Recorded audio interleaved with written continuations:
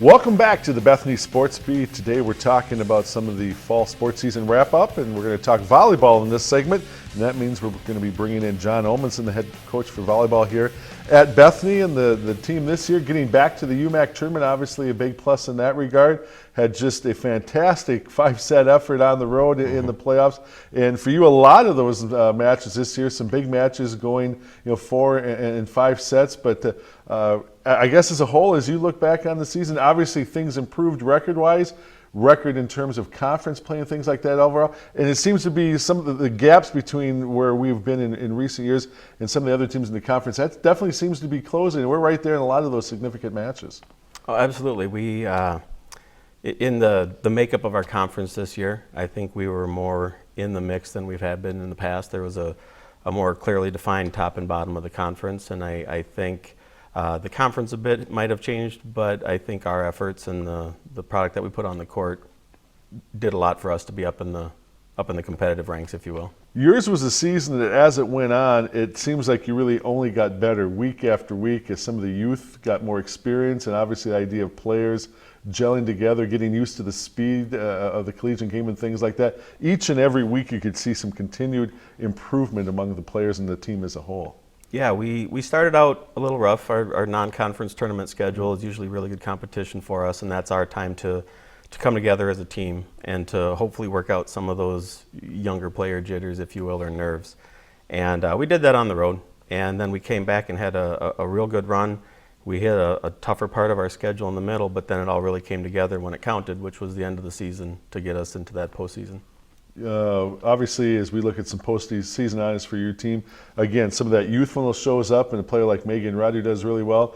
Jasmine Carlson there as well, but then also the experience and the commitment of Krista Melke over the 4 years and what she meant to this team and the program. Right. I really think that's a nice blend, because you look at the success of this year, what was accomplished, but you also have to give some credit to players like Melke and where she was able to kind of lead that team into the success that they achieved this year as an upperclassman. Oh, absolutely.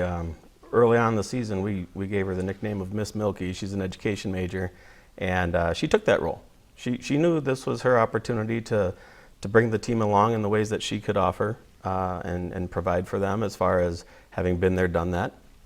She was always a voice when they were unsure on the court, because, again, she'd been there and done that, and it was either the message would be from her that I've been here and we've done this before, we can do it again, or that's not going to happen again because it's happened in the past. And they all respect her very much. We all do, the coaching staff as well, and really fulfilled that captain role ideally, really, for us.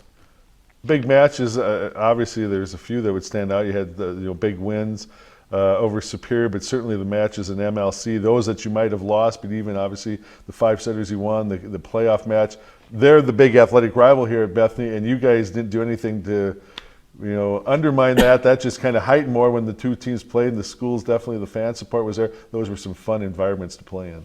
Oh, absolutely. There's always a fine line between getting the team pumped up and getting them freaked out. And I think my coaching staff did a good job with making sure that it stopped at getting them pumped up. So of course that energy is always going to contribute in a sport like volleyball, where that momentum plays such a huge factor regardless of the level. And so we stayed positive.